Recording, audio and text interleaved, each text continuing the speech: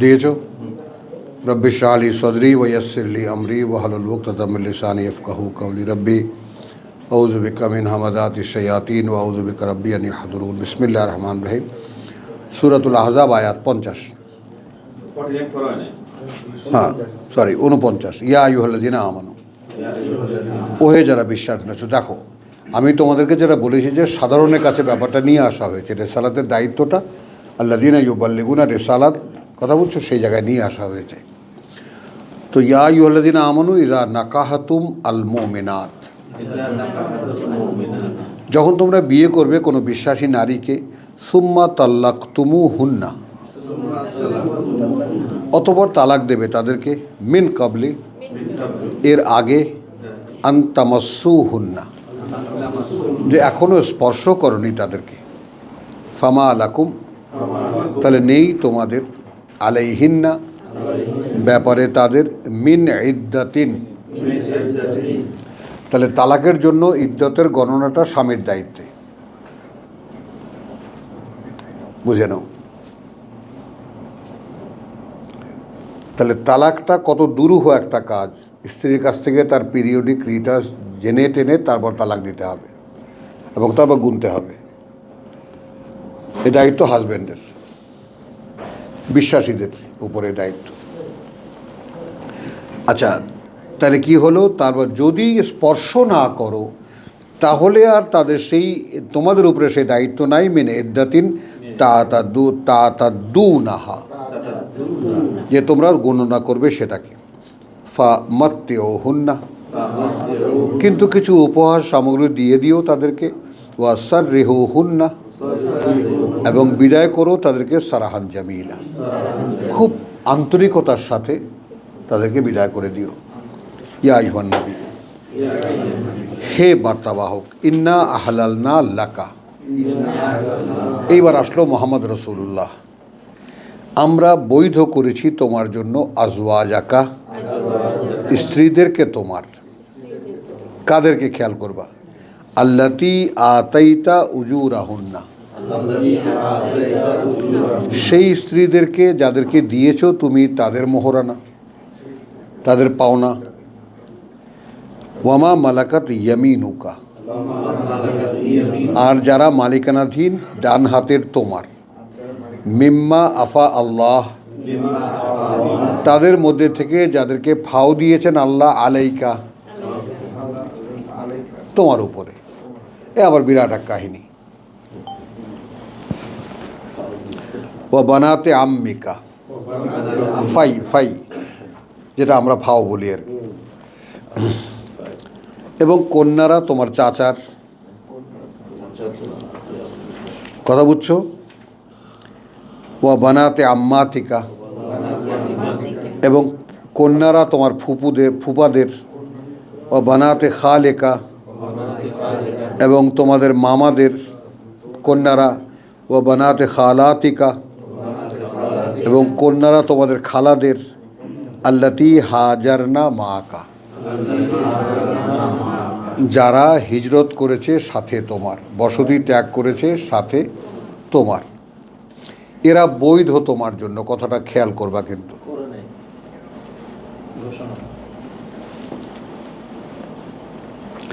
আচ্ছা, ওয়ামরাআতান, আর সেই নারী, মানে এরা সব রসুলের বউ হয়ে যায়নি কেউ এখনো।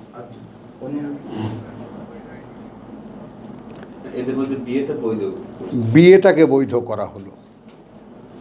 এই দেখো, এটাই এখনই ক্লিন হয়ে যাবে। ওয়ামরাআতান, এবং সেই কোনো মহিলা, মুমিনাতান, যে বিশ্বাসিনী, ইন ওয়াহাবাত নাফসাহা, যদি সে হেবা করে তার নিজেকে, যে আমি আমাকে আপনার স্ত্রী হিসেবে হেবা করলাম, আপনি আমাকে স্পর্শ করতে পারেন। না, দাঁড়াও, লিন নবী, লক্ষ্য করো, নবীর জন্য হেবা করেছে। কার জন্য? নবীর জন্য। তার মানে আপনি দিনমান সারাদিনমান আল্লাহর কাজে ব্যস্ত, আমি আপনার কাজের সঙ্গে যুক্ত হয়ে শুধু আপনার সঙ্গে একটু ঝুলে থাকতে চাই। কারণ সম্মান ওই যে দ্বিগুণ, পাওনা তো সব ডাবল ডাবল। কারণ এই সমস্ত খবর শুনে কোনো একজন নারী বলল যে আমি আপনার সঙ্গে থাকতে চাই। এই সম্মানিত একটা অবস্থানকে কীরকমভাবে নবীর বিবাহ সংক্রান্ত বিকৃত সমস্ত কথাবার্তা বলে কোথায় টেনে নামানো হয়েছে।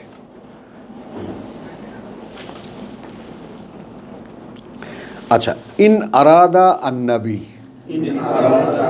এইবার আসলো এই সমস্ত ফুফাতো বোন, খালাতো বোন, চাচতো বোন তো দিল, তারপরে যা ফাও দিল, এ সমস্ত মিলিয়ে টিলিয়ে তারপর কোনো নারী যদি হেবা করে, যদি ইচ্ছে করে নবী ইয়াস্তান কে হা হা, যে সেও তাকে বিয়ে করবে, তাহলে আর বিয়ে হইল কই? হইল কই?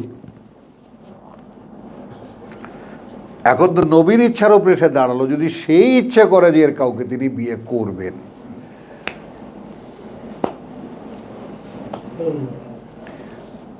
ব্যাপারটা কোনো অস্পষ্টতা আছে?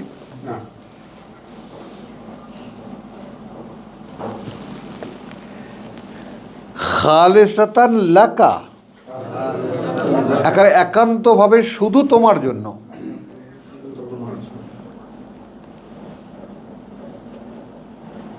হলো, আমিও আমার জীবনের প্রথম দিকে, আর নাম বলবো না, প্রায় লাগাতার 4-5 বছর এক বাড়িতে বসে আমি এটা করতাম, এই কোরআন পড়ে শোনাতাম। তো সেখানে প্রায় 30টা মতো মেয়ে আসতো, সব ইউনিভার্সিটি লেভেলের, ইন্টারমিডিয়েট পাস করা বা 2-1 জন ইন্টারমিডিয়েটেরও। তো তারা মোটামুটিভাবে কোরআনের একটা আবছা আবছা ভাব তারা শিখলো। এখন একদিন তারা একটা মিটিং করলো, মিটিং করে আমাকে বলছে আজকে আমাদেরও কিছু কথা আছে আপনাকে বলার, বলো। আপনি আমাদেরকে বিয়ে করেন, একদম দ্বিধাহীনভাবে।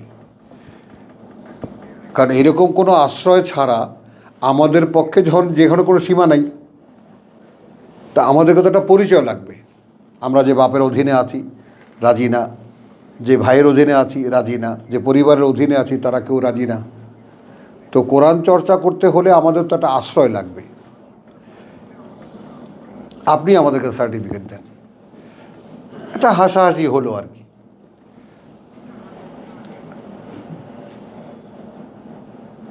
ভালোই বলেছ। আমি বলছি এটা স্বতঃস্ফূর্ত প্রকাশ আমার জীবনে ঘটেছিল বলে আপনাদেরকে শেয়ার করলাম কথাটা, যে মানুষ যখন কাউকেও, এবং সেটা ছিল আমার একটা একান্ত সাধনা। ওই চেষ্টাটা আমি এখন আর দ্বিতীয়বার বোধহয় রিপিট করতে পারবো না। সকালে বসতাম 3টা-4টা বেজে যেত, কোনো খাওয়া দাওয়া নাই, কিছু নাই, মানে আমার গলা শুকিয়ে যেত, তারপরেও কোনো ননস্টপ। আর ওরাও ঠিক সেরকম একের পর এক শুনতে থাকতো।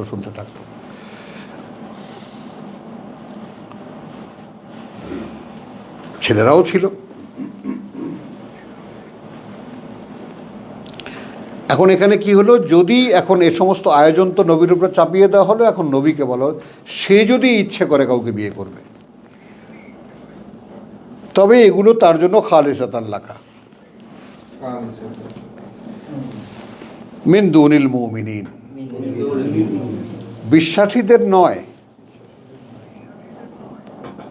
পরিবর্তে বিশ্বাসীদের, বা উল্টো দিকে বিশ্বাসীদের। মানে এটা শুধু তোমার জন্য, বিশ্বাসীদের জন্য নয়। এইখান থেকে মাসলা বাইর করছে যে ওই যে খালাতো বোন মামাতো বোন বিয়ে করা মানা। কথাটা বুঝছো? দাঁড়াও, কাদে আলিম না, এইখানেই ইয়া হয়ে যাচ্ছে, নাকচ হয়ে যাচ্ছে এই কথাটা। ইতিমধ্যেই আমরা জেনে গেছি মা ফারাদনা আলাইহিম, কি আমি ফরজ করেছি তাদের জন্য। সূরা নিসা পরিষ্কার। ফি আজওয়াজিহিম, ব্যাপারে তাদের স্ত্রীদের, ওয়ামা মালাকাত আইমানুহুম, আর যা ডান হাতের মালিকানাধীন তাদের, লেকাইলা, যেন থেকে না যায়, ইয়াকুনা আলাইকা, যে না থেকে যায় ওপরে তোমার হারাজ, মানে কোনো অস্বস্তির কিছু না থাকে। তুমি এতগুলা মহিলাকে জায়গা দেবা, বিশ্বাসীরা বলতে পারে এটা কোনো সমস্যা নেই, এটা তোমার জন্য।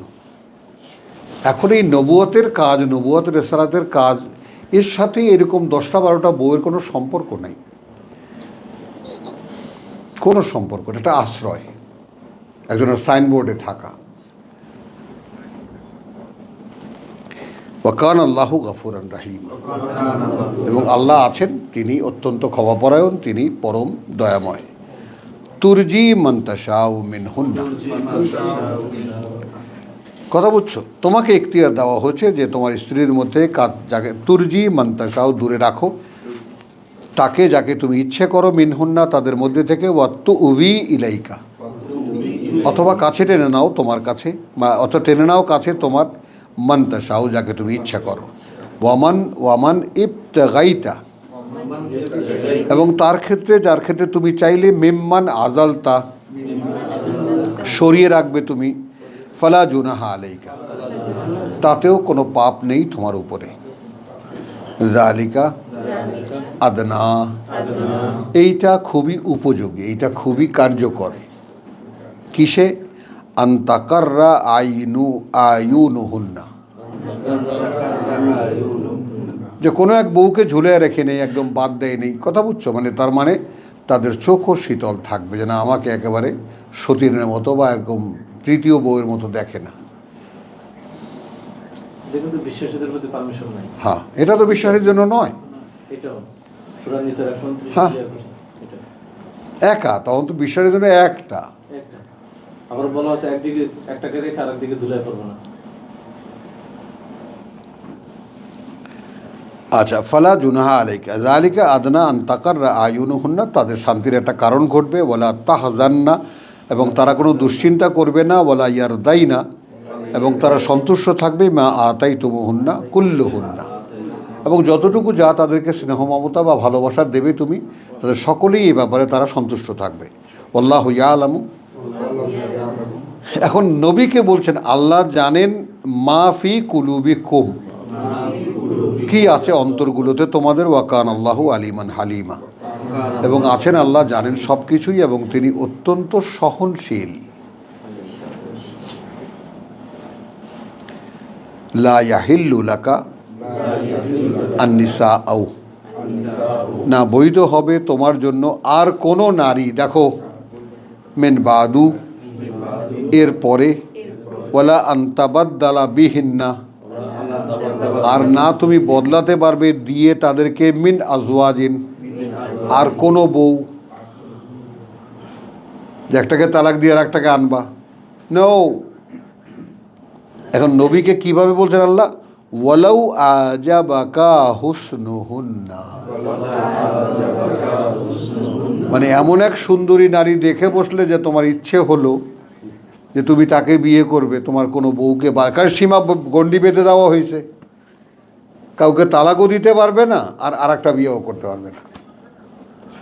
আর যদি কাউকে দেখে তোমার পছন্দও হয়, তবুও হবে না। তাহলে এখন এখানে কি দেখলাম? নবীকে একজন নারী লালসী হিসাবে দেখলাম, নাকি আল্লাহ যাকে নবী হিসাবে নিয়োগ করেছেন তাকে কি দিয়েছেন, তাকে কত বড় অভিভাবক তিনি বানিয়েছেন,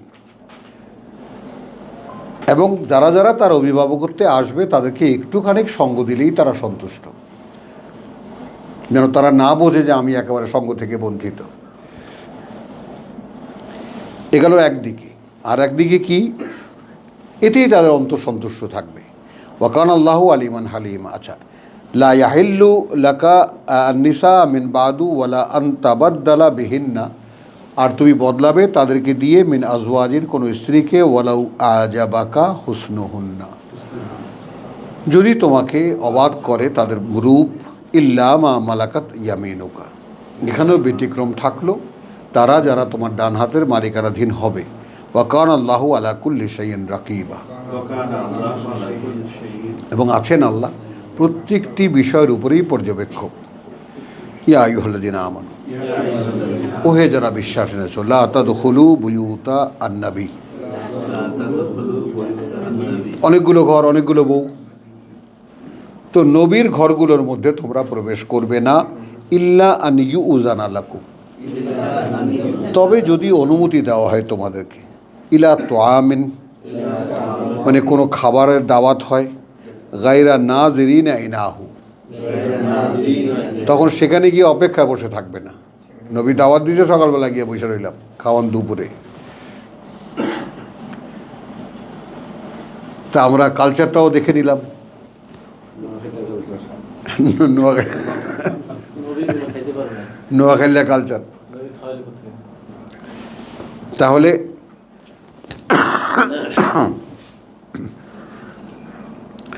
ওয়ালাকিন ইদা দুঈতুম, কিন্তু যখন তোমাদেরকে ডাকা হয়, ফাদখুলু, তখন তোমরা প্রবেশ করবে।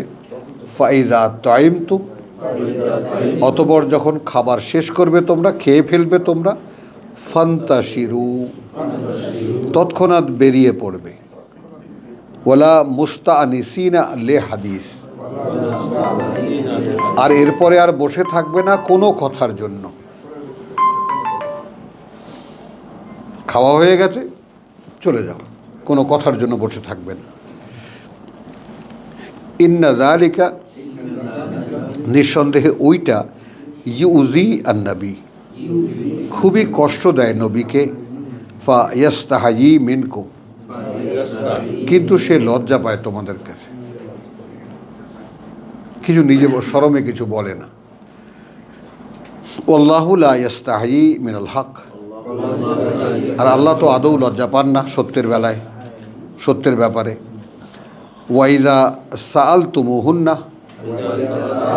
আর যখন তোমরা কিছু চাইবে তাদের কাছে, স্ত্রীর, নবীদের স্ত্রীদের কাছে, হুন্না, সাআলতুমুহুন্না মাতান, কোনো একটা প্রয়োজনীয় জিনিস, ফাসআলুহুন্না মিন ওয়ারাই হিজাবিন, তখন চাইবে তাদের কাছে একটা আড়ালের আবডাল থেকে, একটা আড়ালের আবডাল থেকে।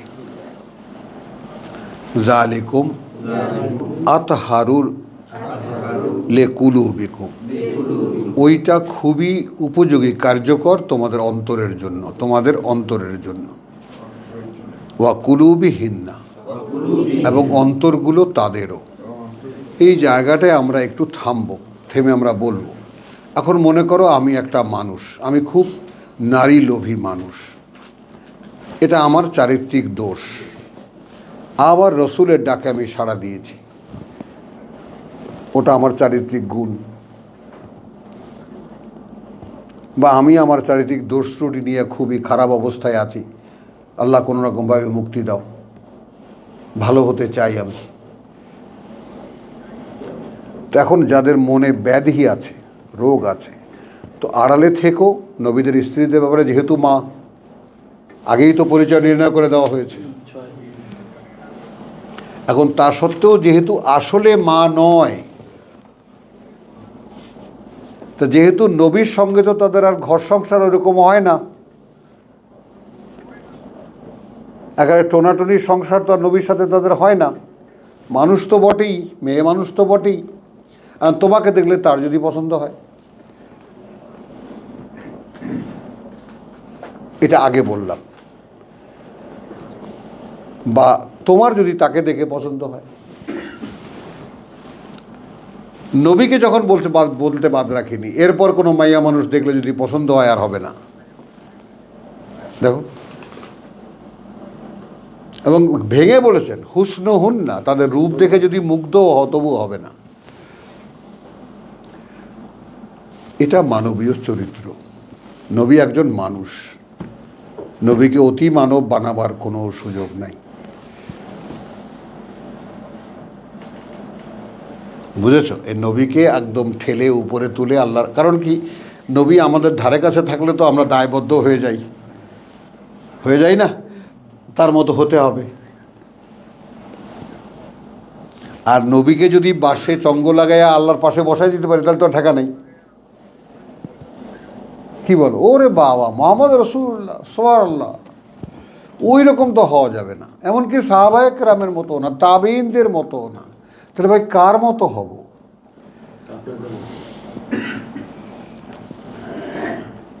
বুঝছো?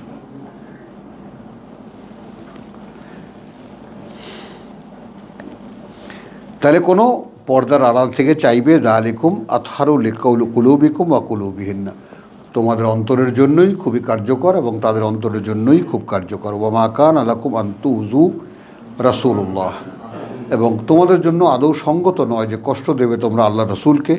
ওয়ালা আন তানকিহু আজওয়াজাহু মিন বাদিহি, আর এটাও তোমাদের জন্য সম্ভব নয় যে বিয়ে করবে তোমরা তার কোনো স্ত্রীদেরকে তার চলে যাওয়ার পর, মিন বাদিহি আবাদান, কশিন কালেও না।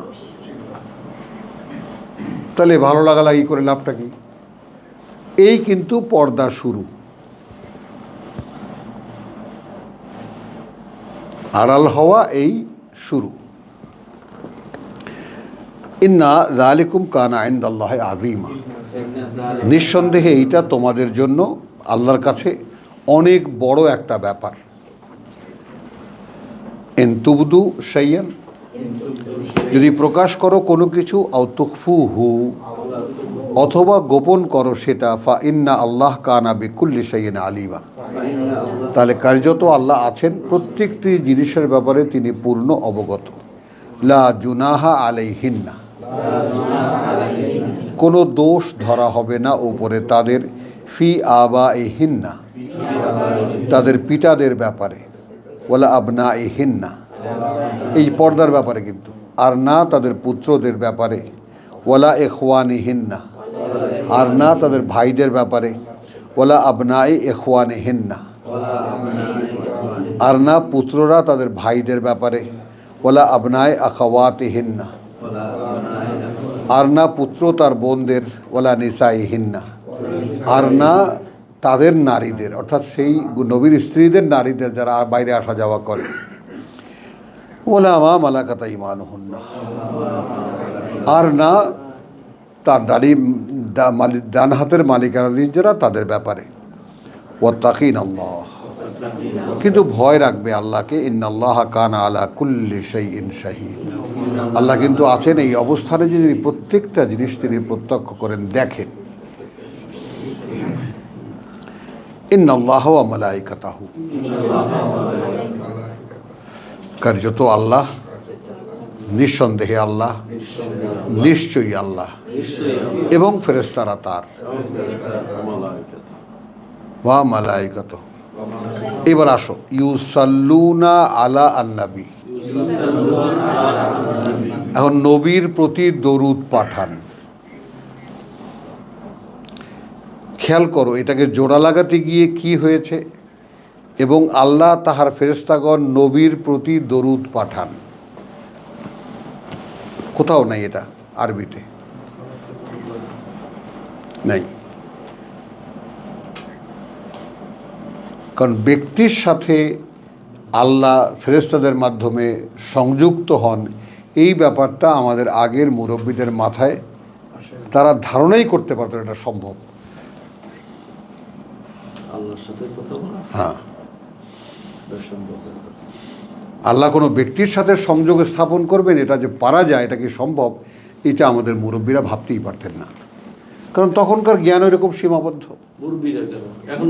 হ্যাঁ, এখন তো যারা পারে মানে অর্থাৎ যারা কোরআন টোরআন তর্জমা করেছেন, মানে আজকে থেকে 60-70 বছর আগে এটা ধারণার বাইরে ছিল।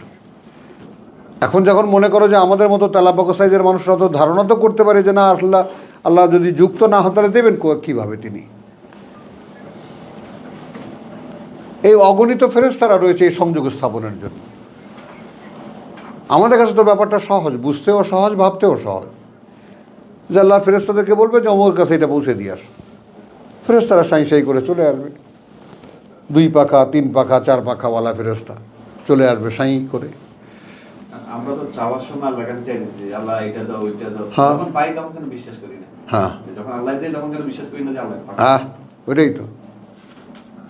চাওয়ার সময় তো ঠিকই চাইতেছি যে আল্লাহ বাড়ি দাও, গাড়ি দাও, পাওয়াটা যে কিভাবে আসে সেটা বিশ্বাস করি, সেটা বুঝতে পারি না। বুঝতে পারি। এটা তো দেই আমি যে পাইছি, আল্লাহ কাছে চাইছি, আল্লাহ দিয়েছে, কিন্তু দেওয়ার মাধ্যমটা কি?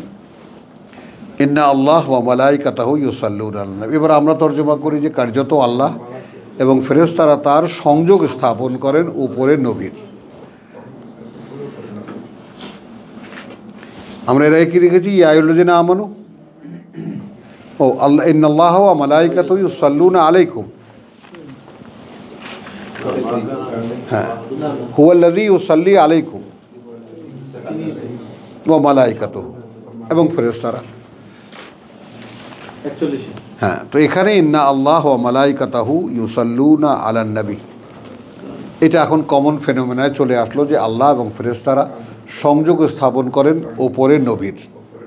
ইয়া আইয়ুহাল্লাযীনা আমানু, দেখো মানে এটা হলো আল্লাহর নিয়ম, এটা হলো আল্লাহর নিয়ম যে আল্লাহ তাআলা ফেরেশতাদের মাধ্যমে সংযোগ স্থাপন করেন নবীর উপরে, অর্থাৎ নবীকে যে তার কথা বলবে। আল্লাযীনা ইউবাল্লিগুনা রিসালাতিল্লাহ, আয়াত 39।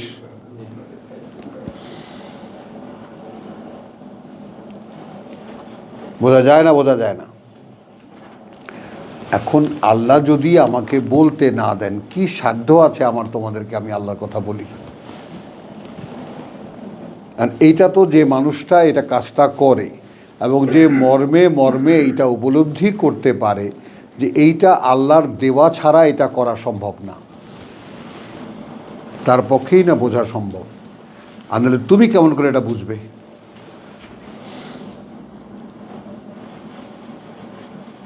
সমস্যাটা বুঝতে পেরেছো? তুমি তো বুঝতে পারবে না যে এই সংযোগ ছাড়া কিছুতেই বলা সম্ভব না, কিছুতেই না। তো ইন্নাল্লাহ ওয়া মালাইকাতাহু ইউসাল্লুনা আলান নবী ইয়া আইয়ুহাল্লাযীনা আমানু, ওহে যারা বিশ্বাস এনেছো, সাল্লু আলাইহি, সংযোগ করো তোমরাও তার ক্ষেত্রে।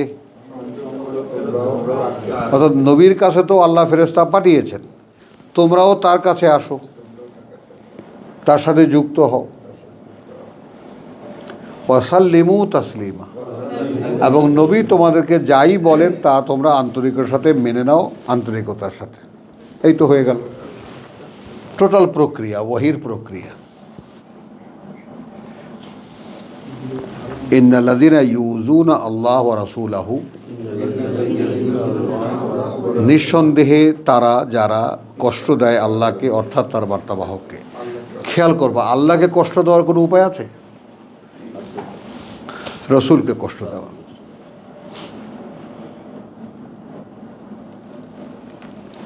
লানাহুমুল্লাহ, অভিশপ্ত করেন আল্লাহ উপরে তাদের, অভিশপ্ত করেন আল্লাহ তাদেরকে ফিদ দুনিয়া ওয়াল আখিরা, এই পৃথিবীতে এবং পরকালে। ওয়া আ'আদ্দা লাহুম, এবং তিনি আয়োজন রেখেছেন তাদের জন্য আযাবান মুহিনা, এক শাস্তি চরম লাঞ্ছনার। ওয়াল্লাযীনা ইউযুনা আল মুমিনিনা ওয়াল মুমিনাত, এবং যারা কষ্ট দেয় বিশ্বাসী পুরুষ এবং বিশ্বাসী নারীকে, বেগাইরে মা ইকতাসাবু, মানে সেই সমস্ত ছাড়াই, যে সেই কাজটা তারা করে নাই কিন্তু অপবাদ দিচ্ছে। কথা বুঝছো? ফাকাদ এহতামালু, তাহলে নিশ্চিত সে নিজেই তার দায়িত্বে নিল বা বহন করতে নিল বহতানান, একটা অপবাদ, বা ইসমান মুবিনা, যা একটা পাপ একেবারে দৃশ্যমান। তো এই 58 আয়াত পর্যন্ত আজকের তেলাওয়াত আলহামদুলিল্লাহ আজকে এখানেই শেষ করলাম। ওয়া মা আলাইনা ইল্লাল বালাগ ওয়া মা তাওফীকি ইল্লা বিল্লাহ।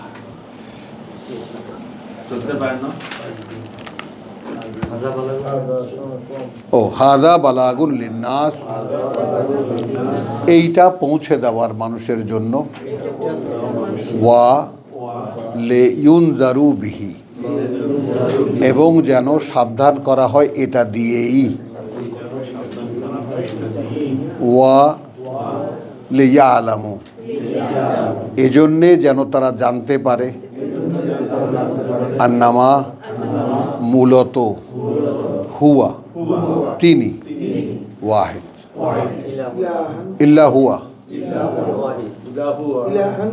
ইলাহান ওয়াহিদ, ইন্না লিল্লাহ ওয়া লিয়াযাক্কারা, এবং যেন বারবার করে এটা স্মরণ করিয়ে দেয় উলুল আলবাব, অধিকারী যারা বিচক্ষণ বিবেচনা। আলহামদুলিল্লাহ।